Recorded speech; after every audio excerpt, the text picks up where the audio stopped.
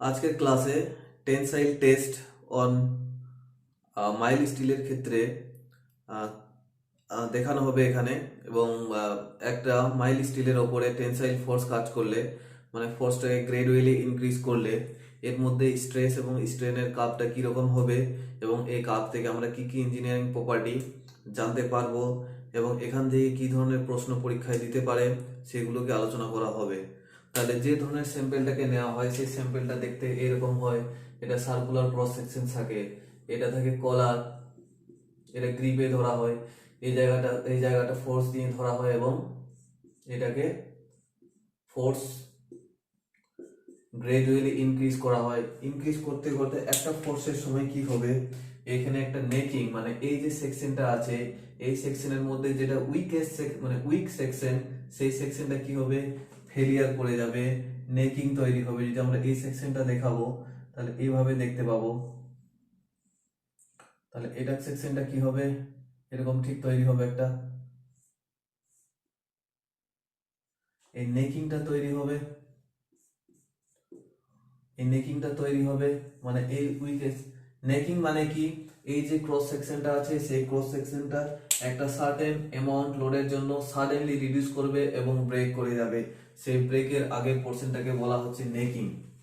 তাহলে এবং এই ক্ষেত্রে একটা প্রশ্ন বারবার এমসিকিউ দেয়, সেটা মনে রাখবে তোমরা, যে গজ লেন্থ হচ্ছে 5.65 রুট এ, এ হচ্ছে cross section area of the sample.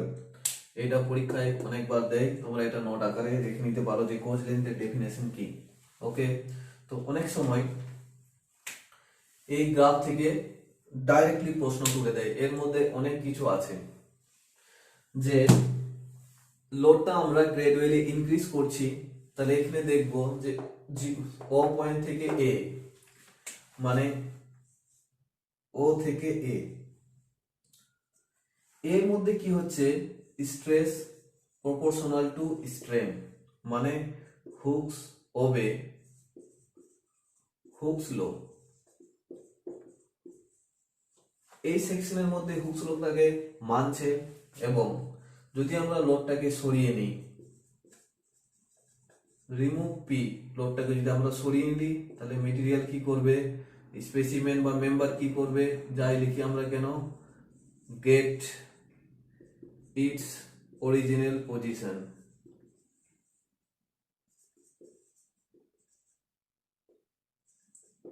তাহলে এই মেম্বারটা তার অরিজিনাল পজিশনটাকে পেয়ে যাবে। এই এ পয়েন্টটাকে বলা হয়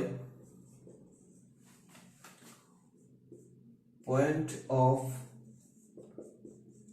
proportional limit, point of proportional limit, এবং এটা ফুললি ডিপেন্ড করে, depends on type of material. পরীক্ষায় দিয়েছে কি, যে লিমিট অফ প্রপোর্শনালিটি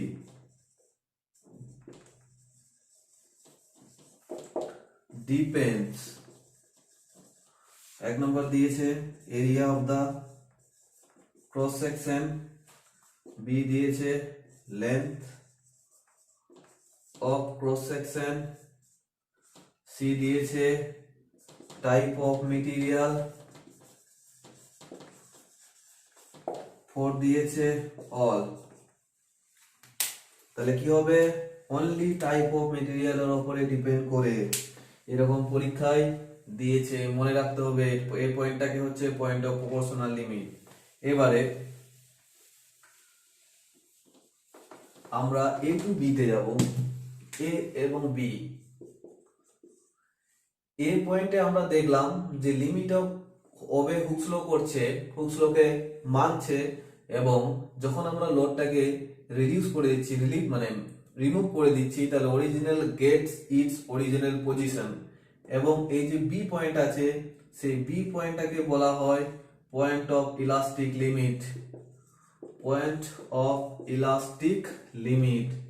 তার মানে কি, ইলাস্টিক মানে কি, যদি আমরা এক্সটার্নাল ফোর্সটাকে রিমুভ করি, ফোর্সটাকে যদি আমরা রিমুভ করে দিই, তাহলে কি করবে, মেম্বারটা তার অরিজিনাল পজিশন গেইন করে যাবে, কিন্তু এই এ টু বি এই সেকশনের মধ্যে বা এই লিমিটের মধ্যে এই স্পেসিমেনটা হুকস ল ওবে করবে না, মানে স্ট্রেস নট ভেরিজিয়াস হবে না, এটা হবে না। তার মানে হুকস ল, এখানে আমি লিখতে পারি Hooke's law does not applicable। এই সেকশনের মধ্যে এ টু বি এর মধ্যে হুকস ল কাজ করবে না, এবং বি পয়েন্টটাকে বলা হয় পয়েন্ট অফ ইলাস্টিক লিমিট, মনে রাখতে হবে। এবার পয়েন্ট সি, তাহলে ইলাস্টিক লিমিটকে ক্রস করে গেল, জাস্ট ক্রস করার পর নেক্সট পয়েন্ট হচ্ছে সি। এই সি পয়েন্টের মধ্যে কিন্তু একটা হচ্ছে ইলাস্টিক স্ট্রেন, মানে উইদিন ইলাস্টিক লিমিটের মধ্যে যে স্ট্রেনটা হবে সেটাকে বলা হয় ইলাস্টিক স্ট্রেন, এবং যখন ইলাস্টিক লিমিট ক্রস করে যাবে তাহলে যে স্ট্রেনটা ডেভেলপ করবে সেটাকে বলা হয় প্লাস্টিক স্ট্রেন। ঠিক সি পয়েন্টে প্লাস্টিক স্ট্রেনটা ডেভেলপ করবে, জাস্ট ডেভেলপ করবে। এই যে ডেভেলপমেন্টটা হবে এর করসপন্ডিং যে স্ট্রেসটা হবে সেটাকে বলা হয় ইল স্ট্রেস।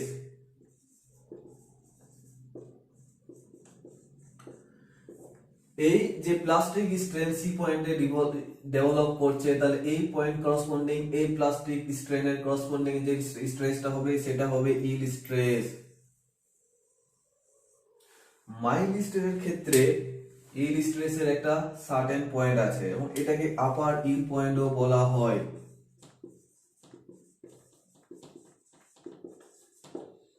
আপার ইল পয়েন্ট বলা হয় যেহেতু স্টিল একটা ডাকটাইল মেটেরিয়াল, সেই কারণে এর ইল পয়েন্টটা একটা ওয়েল ডিফাইন পয়েন্ট, কিন্তু যেটা ব্রিটেল মেটেরিয়াল আছে সেক্ষেত্রে আমরা ওয়েল ডিফাইন পয়েন্ট পাবো না, এবং সেক্ষেত্রে কিভাবে ইল স্ট্রেস বের করা হয় তার একটা নিয়ম আছে, সেটা আমরা কিছুক্ষণ পর দেখব। এবার ডি পয়েন্টকে বলা হয় লোয়ার ইল পয়েন্ট। ডি পয়েন্টটাকে বলা হয় লোয়ার ইল পয়েন্ট। কোশ্চেন, তাহলে সি থেকে D stress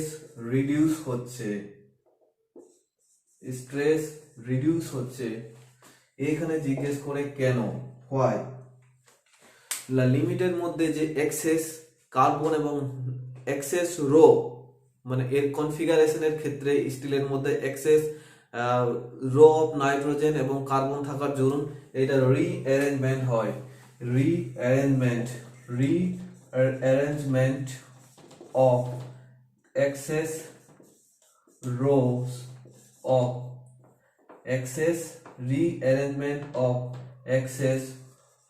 rose of carbon and nitrogen. এই কারণের জন্য এইটাকে বলা হয়, মানে এই কারণের জন্য সি থেকে ডি পয়েন্টে স্ট্রেসটা রিডিউস হয়। এবং তাহলে আপার ইল point, lower yield point, C থেকে ডি হঠাৎ স্ট্রেসটা রিডিউস হচ্ছে কেন, তার কারণটা আমরা জানলাম। এখান থেকেও প্রশ্ন কখনো কখনো দেয়, এটা আমরা দেখে নিয়েছি। এই গজ লেন্থটা আমাদেরকে মনে রাখতে হবে, গজ লেন্থের ইকুয়েশনটা আমাদেরকে মনে রাখতে হবে। এবং এখানে আমরা দেখব ডি টু ই, এক্ষেত্রে আমরা দেখছি স্ট্রেসটা হচ্ছে সেম, এভারেজ স্ট্রেসটা দেখবো সামান্য, এটাকে সামান্য জিগজ্যাগ হলেও এটাকে আমরা এভারেজ স্ট্রেসটা অলমোস্ট সেম। ওকে, এটাকে বলা হয় stress plateau. D E point থেকে কি হয়, আবার দেখা যাচ্ছে strain with the increase of strain, স্ট্রেসটাও ইনক্রিজ করছে with the increase of strain. ডিটাকে বলা হয় ইল্ড।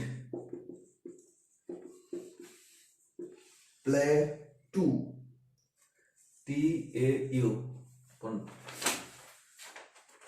এই ক্ষেত্রে কি হয়, এভারেজ স্ট্রেসটা সেম হয়। তোমাকে কোশ্চেন দিতে পারে এইটাকে কি বলা হয়, বিভিন্ন অপশন দিতে পারে। দেখো আরো অপশন আছে, আমরা একটা MCQ করব, সেক্ষেত্রে দেখবো যে কি কি পয়েন্ট আছে, কি কি অপশন আমাকে দিতে পারে। পয়েন্টে কি হচ্ছে, আবার স্ট্রেস ইনক্রিজ করছে with increase of strain. Strain increase করার সঙ্গে সঙ্গে থেকে F পর্যন্ত স্ট্রেসটাও ইনক্রিজ করছে। এই পয়েন্টে কি করে, এটাকে বলা হয় পয়েন্ট অফ স্ট্রেন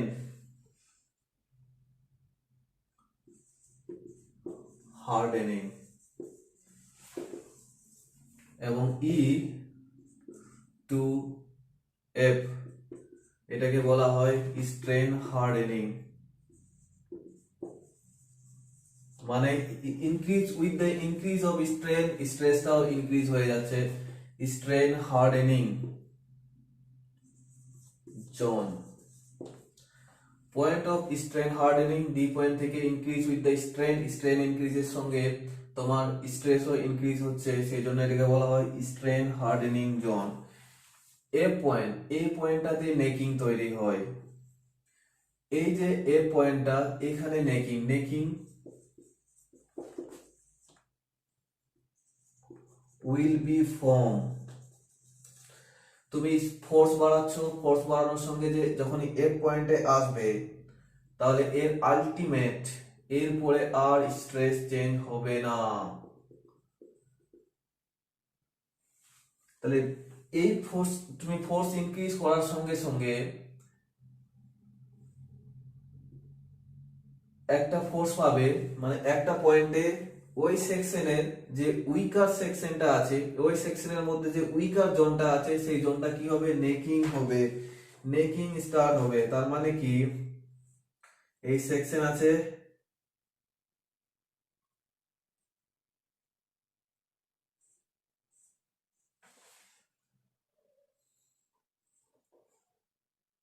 যদি আমরা এইভাবে দেখি তাহলে এইভাবে দেখবো, নেকিং তৈরি হচ্ছে, বা এটাকে আমরা এইভাবেও দেখতে পারি।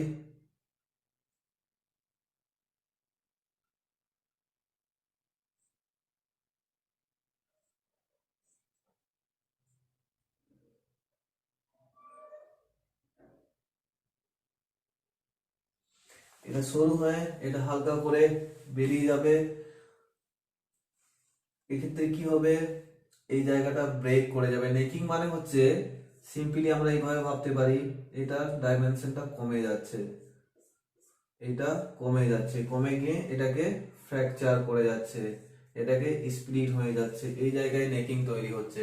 তাহলে তোমাকে দিতে পারে এরকম একটা গ্রাফ নিয়ে বলে দেবে, necking will be start at point E, point F, point G, point D, whatever, তাহলে তোমাকে বলতে হবে।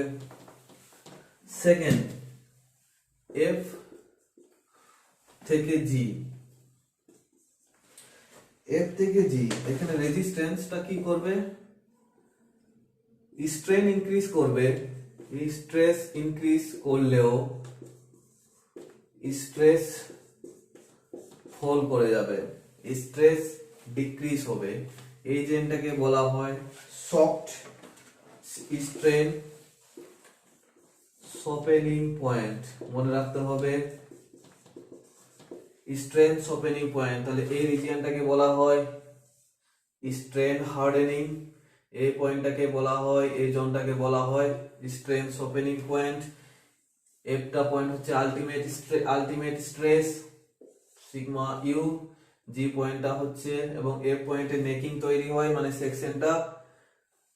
সেকশনটা ডায়ামিটারটা হিউজ ডিক্রিজ করে, এবং জি পয়েন্টে সেটা ফেল করে যায়, মানে সেটা ফেলিয়ার ব্রেক হয়ে যায়। এটাকে সেই জন্য বলা হয়, জিটাকে বলা হয় ব্রেকিং পয়েন্ট।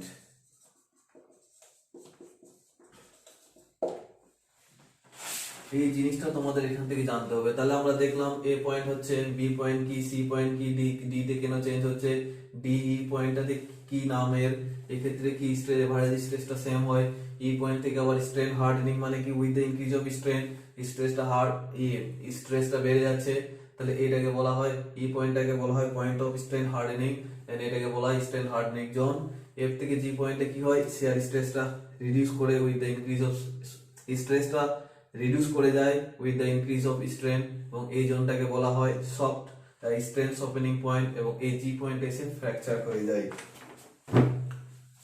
এই গ্রাফটা বুঝতে হবে, এবং এর পরবর্তী ক্ষেত্রে এই গ্রাফটার প্রচুর ইউজ আছে। ঠিক আছে, এই গ্রাফ থেকে তোমরা পরবর্তী ক্ষেত্রে জানবে working stress method, limit state মেথডের ফিলোসফি। এই যে এই স্ট্রেসটা কোন জোনে নিলে কিভাবে মেটেরিয়াল, প্রতিটা মেটেরিয়ালের যদি আমরা স্ট্রেস স্ট্রেন ডায়াগ্রাম কিন্তু ডিফারেন্ট হবে, সেটা ডিপেন্ড করবে মেটেরিয়ালটা ডাকটাইল আছে কিনা, মেটেরিয়ালটা ব্রিটেল আছে কিনা, সে ডাকটাইল মেটেরিয়াল কি, ব্রিটেল মেটেরিয়াল কি, সেগুলো আস্তে আস্তে আমরা আলোচনা করব। তাহলে নোট, খুব পরীক্ষায় পড়ে যে যদি মাইল স্টিল নেওয়া হয় তাহলে টেনশন ফেলিয়ার কি হবে, টেনশন ফেলিয়ার কিভাবে হবে।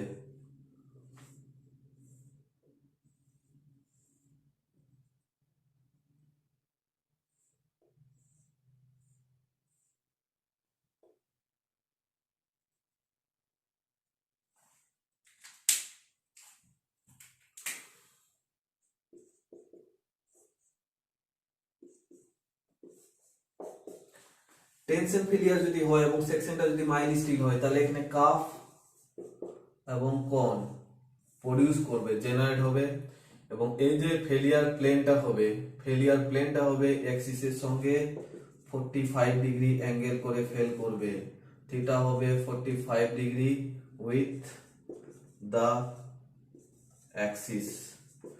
এই যে অ্যাক্সিস আছে সেই অ্যাক্সিস থেকে 45 ডিগ্রিতে ফেল করবে, এবং যদি মেটেরিয়ালটা ব্রিটেল হয়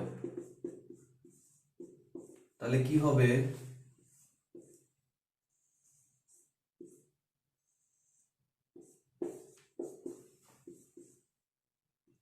এই যে ফেলিয়ার প্লেন হবে এই অ্যাক্সিসের সঙ্গে 90 ডিগ্রি অ্যাঙ্গেল করবে, এই অ্যাক্সিসের সঙ্গে 90 ডিগ্রি ফেল করবে। এই দুটো জিনিস প্রশ্ন খুব দেয়, মেটেরিয়াল বলে দেবে যে ফেলিয়ার মোড হচ্ছে কাপ এন্ড কোণ থিটা 45 ডিগ্রি, বা অ্যাক্সিসের সঙ্গে কত ডিগ্রি অ্যাঙ্গেল করে থাকবে, 45 ডিগ্রি না 90 ডিগ্রি না 35 ডিগ্রি না 75 ডিগ্রি, তাহলে দেখতে হবে সেটা কি মানে ডাকটাইল মেটেরিয়াল আছে, mild steel means ductile material আছে, এটা ডাকটাইল মেটেরিয়াল আছে, এটা ডাকটাইল মেটেরিয়াল আছে না এটা ব্রিটেল মেটেরিয়াল আছে, সেই ক্ষেত্রে দেখতে হবে, এবং ফেলিয়ার অফ মোড চেঞ্জ হয়ে যাবে। এবার এই ক্ষেত্রে আরেকটা খুব ইম্পর্টেন্ট জিনিস তোমাদেরকে মনে রাখতে হবে, যে আমরা দেখলাম যদি মাইল স্টিল হয়, মাইল স্টিলের ক্ষেত্রে আমরা স্ট্রেস স্ট্রেন ডায়াগ্রাম দেখলাম এইভাবে হচ্ছে,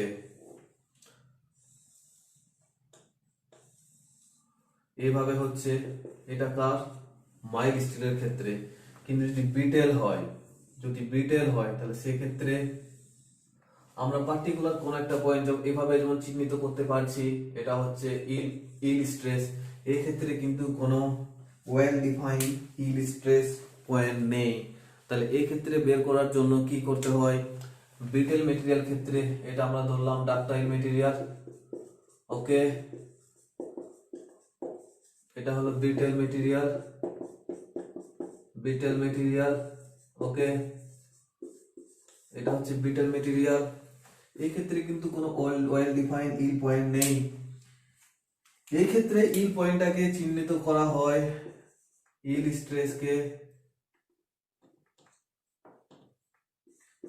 স্ট্রেসকে বলা হয় প্রুফ স্ট্রেস। এই প্রুফ স্ট্রেসটা হচ্ছে যে এর একটা স্ট্রেন আছে, এর পয়েন্ট 002, মানে স্ট্রেন 0.2%,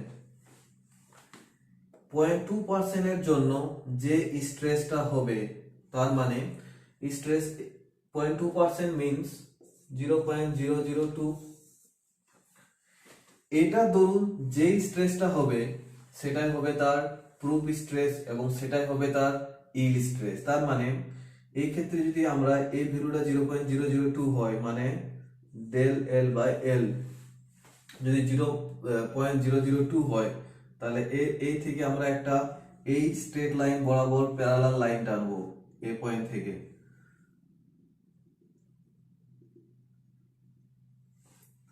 এই লাইন থেকে একটা প্যারালাল লাইন যে পয়েন্টে টাচ করবে সেই পয়েন্ট থেকে আমরা একটা সেই পয়েন্ট যে স্ট্রেস লাইনে টাচ করবে সেটা হবে তার ইল স্ট্রেস। তার মানে ইল স্ট্রেস হচ্ছে 0.2%, করসপন্ডিং 0.2% স্ট্রেনের জন্য যে স্ট্রেস জেনারেট হচ্ছে সেটা। তাহলে আমাকে জিজ্ঞেস করতে পারে যে ডাকটাইল মেটেরিয়ালের ক্ষেত্রে ইল স্ট্রেস বা প্রুফ স্ট্রেস কি হবে, সেটা হবে strain corresponding to stress corresponding to 0.2% strain.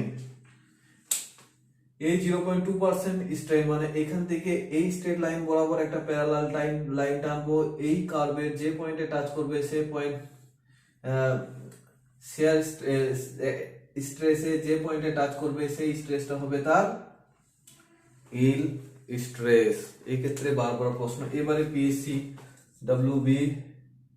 PSC এইতে এই প্রশ্নটা পড়েছিল। যদি যাই দেখ না কেন ব্রিটেল মেটেরিয়াল অথবা ডাকটাইল মেটেরিয়াল, বারবার প্রুফ স্ট্রেস হোক যাই হোক না কেন এটাকে ইল স্ট্রেসই বলে। তাহলে তোমাকে বলে দিতে পারে stress corresponding to 0.2% of strain is called proof stress, yield stress, whatever আরো কিছু দিলেও কিন্তু সবসময় সেটা ইল স্ট্রেসই হবে। এটাকে ইনডাইরেক্টলি প্রুফ স্ট্রেস মানে এটাকে প্রুফ স্ট্রেস বলা হয়, কিন্তু প্রুফ স্ট্রেস আলটিমেটলি হচ্ছে ইল স্ট্রেস অফ ব্রিটেল মেটেরিয়াল। ঠিক আছে, এটা পরীক্ষায় দেয়।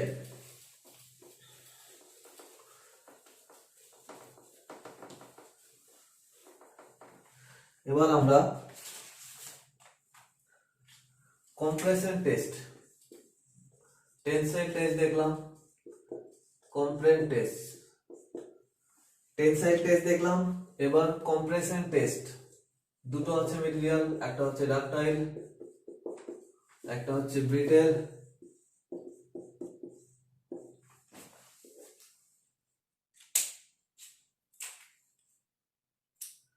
এই ফেলিয়ারটা হবে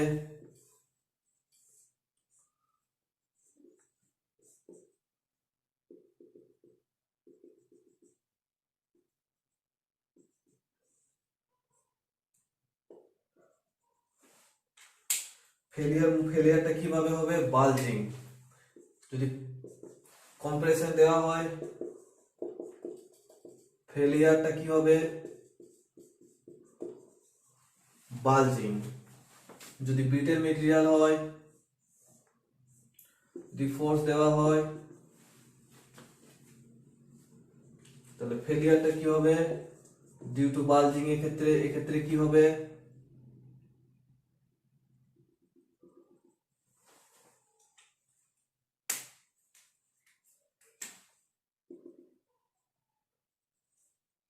এটা হচ্ছে ফেলিয়ার প্লেন, এটার সঙ্গে 45 ডিগ্রি অ্যাঙ্গেল করবে।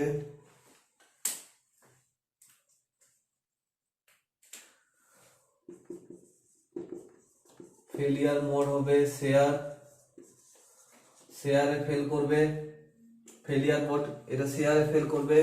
এদিকে ফোর্স দিলে এই কোন একটা অবলিক সেকশন মানে কোন একটা অ্যাঙ্গেল থিটাতে এটা ফেলিয়ার করবে। সেই অ্যাঙ্গেলটা কত, জেনারেলি 45 ডিগ্রি হয় ব্রিটেল মেটেরিয়ালের ক্ষেত্রে, এবং এই অ্যাঙ্গেলটা হয় 45 ডিগ্রি। এটা মনে রাখতে হবে কম্প্রেশন টেস্টের ক্ষেত্রে। জাস্ট এই দুটো জিনিস মনে রাখলে এর বাইরে কোনো প্রশ্ন জেনারেলি আজ পর্যন্ত দেয়নি। আমি ওয়েস্ট বেঙ্গল এক্সামের ক্ষেত্রে বলছি এবং এসএসসি যেই ক্ষেত্রে বলছি, এর বাইরে কোনো প্রশ্ন এখান থেকে দেয়নি। নোট, পরীক্ষায় কোশ্চেন পড়েছে जोटा लाइन नोट लिखाচ্ছি মানে খুবই ইম্পর্টেন্ট এক্সামের পয়েন্ট অফ ভিউ থেকে tensile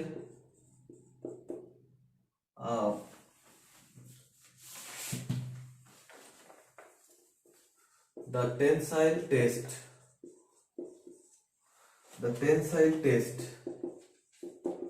is performed on ductile material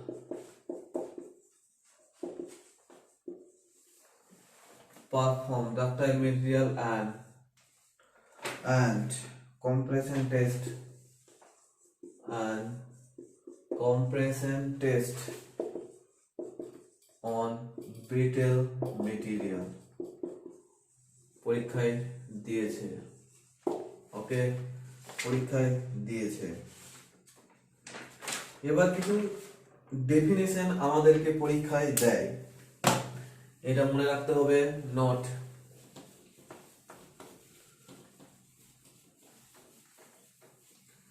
কিছু জিনিস মনে রাখতে হবে একটা হচ্ছে elastic material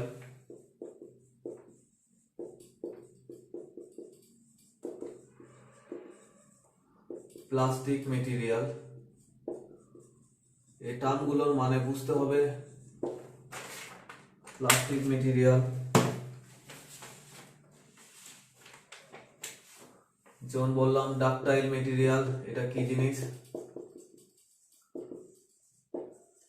ব্রিটেল material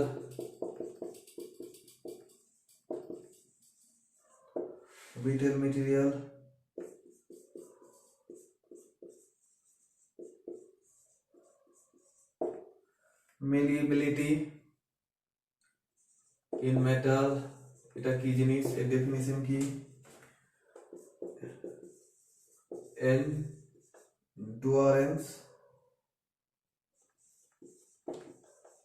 endurance limit isotropic material and homogeneous material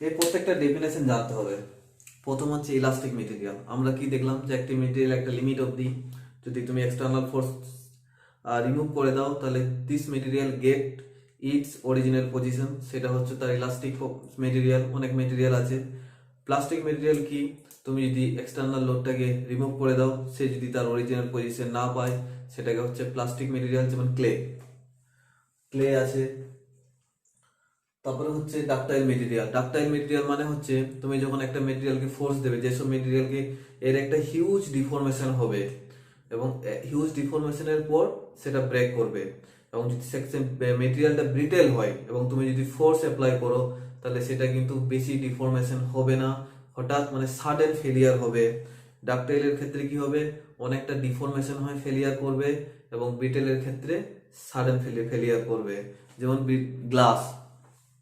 glass কি করবে তুমি ফোর্স দেবে সেই ফোর্স একটা হিউজ অবধি রেজিস্ট করবে কিন্তু হঠাৎ সেটা ব্রেক করবে কিন্তু তুমি যদি একটা স্টিলকে ফোর্স দাও তাহলে স্টিলটা কি করবে অনেকটা ডিফরমেশন হবে অনেকক্ষণ তোমাকে টাইম দেবে টেক মেজার তুমি নিজেকে সেভ করার জন্য সেই জন্য আমরা সবসময় ডাকটাইলকে ডিজাইনের ক্ষেত্রে ইউজ করা হয় সেটা আমি পরে আরসিসির ক্ষেত্রে বলবো মেলিয়েবিলিটি মেটাল মানে মেটালকে তুমি এটা হচ্ছে একটা মেটালের প্রপার্টি এই প্রপার্টিতে কি হয় যে কোনো মেটালকে একটা শেপ দেওয়া যায় তাকে থিন করা যায় কোন তার মধ্যে ব্রেক হবে না এই প্রপার্টিটাই হচ্ছে তার মেলিয়েবিলিটি প্রপার্টি আমি আমার নোটে যে পিডিএফ আছে সেখানে ভালো করে লিখে দিয়েছি সেগুলো দেখে নেবে সেগুলো হচ্ছে এন্ডুরেন্স লিমিট এটা হচ্ছে একটা লিমিটের মধ্যে যে লিমিটের মধ্যে সেকশনটার হাই চান্স থাকবে কোনো রকম ভাবে ফেল করবে না মানে এক্সটার্নাল ফোর্সের দরুন যে স্ট্রেসটা ডেভেলপ হবে যে স্ট্রেন ডেভেলপ হবে সেই ডেভেলপ স্ট্রেস বা স্ট্রেনের জন্য সেকশনটা ফেলিয়ার করবে না যে লিমিট পর্যন্ত সেটাকে বলা হয় এন্ডুরেন্স লিমিট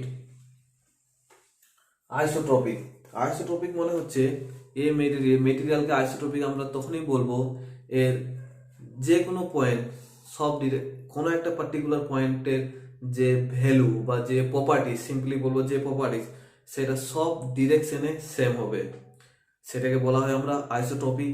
এবং হোমোজিনিয়াস কি হবে, যে পার্টিকুলার কোনো একটা ডিরেকশনে যে কোনো পয়েন্টে, যখন যে কোনো পয়েন্টে তার যে প্রপার্টিস গুলো এক আছে। আইসোট্রপিকের ক্ষেত্রে কি হবে, একটা পয়েন্ট সব ডিরেকশনে সেম হবে। এবং হোমোজিনিয়াসের ক্ষেত্রে কি হবে, একটা পার্টিকুলার অ্যাক্সিসের ক্ষেত্রে তার যতগুলো পয়েন্ট আছে সে অ্যাক্সিস বরাবর সব পয়েন্টের প্রপার্টিটা সেম হবে। এটা আমি আমার কোশ্চেনে সিম্পলি যদি ভালো করে বুঝতে চাই, তাহলে এখানে ওয়াই এক্স জেড একটা পয়েন্ট আছে এ, পয়েন্ট বি, পয়েন্ট সি। তাহলে একটা প্রপার্টি আছে ধরলাম ইয়ং মডুলাস অফ এ। তাহলে এই প্রপার্টিটা এক্স ডিরেকশন, ওয়াই ডিরেকশন,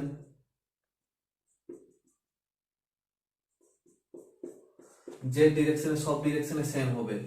সেটাকে সেরকম হলে সেটাকে আমরা বলবো আইসোট্রপিক। কিন্তু কি হবে, এটা হবে না।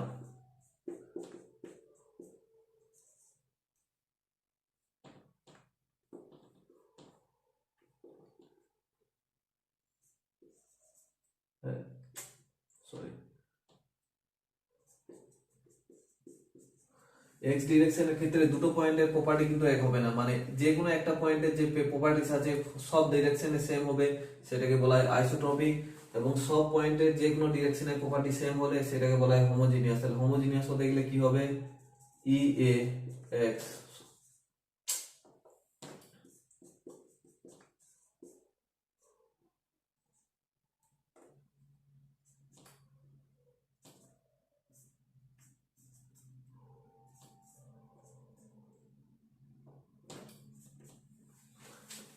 তিনটে পয়েন্টের প্রপার্টি একটা ডিরেকশনে সেম, সেটা হবে তার হোমোজিনিয়াস। এটার ক্ষেত্রে এটা ভ্যালিড হবে না, মানে E A X naught is equal to E A Y naught is equal to E A Z. এই দুটো থেকে বহুত প্রশ্ন দেয়, বিভিন্ন প্রশ্ন দেয়, এই দুটো কন্ডিশন বলে দেয় বা বলে দেয় ডেফিনেশনটা দিয়ে দিল, নিয়ে বলবে এটা আইসোট্রপিক, হোমোজিনিয়াস, আরো অনেক কিছু হাবিজাবি বলতে পারে। তাহলে সেক্ষেত্রে এই দুটো ডেফিনেশন আমি আমার পিডিএফ নোটে ভালো করে লিখেছি, সেটা দেখবে। এবার আমরা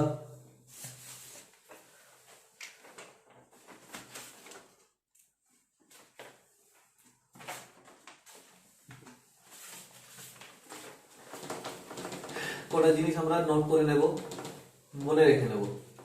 পরীক্ষায় এমসিকিউ আকারে দিয়ে দেয় মানে পরীক্ষায় দিয়েছে, তাই তোমাকে মনে রাখতে হবে যে ইলাস্টিক কনস্ট্রেন্ট আছে, নাম্বার অফ, এটা তোমাদেরকে মনে রাখতে হবে, নাম্বার অফ ইলাস্টিক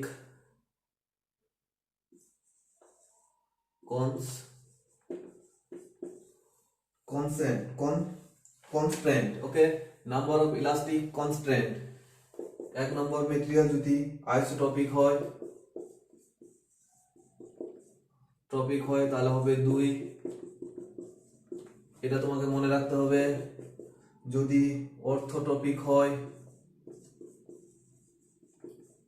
তাহলে হবে 9, এবং যদি এনাইসোট্রপিক হয় তাহলে হবে 21। এটা তোমাকে মনে রাখতে হবে, পরীক্ষায় বহুবার জিজ্ঞেস করেছে। আইসোট্রপিকের ক্ষেত্রে নাম্বার অফ ইলাস্টিক কনস্ট্রেন্ট কতগুলো হবে, অর্থোট্রপিক যদি হয় তাহলে কতগুলি হবে, এবং এনাইসোট্রপিক যদি হয় তাহলে কতগুলি হবে, এগুলো বারবার পরীক্ষায় দিয়েছে। আজকে এটা পর্যন্ত এই যে স্ট্রেস এবং স্ট্রেন গ্রাফটা করেছি, এটা খুব ইম্পর্টেন্ট, বিভিন্ন পরীক্ষায়ও দেয়, এবং তোমাদের আগামী দিনগুলোতে যে আরসিসি আমরা পড়বো, এটা খুব ইম্পর্টেন্ট রোল করবে। ওকে।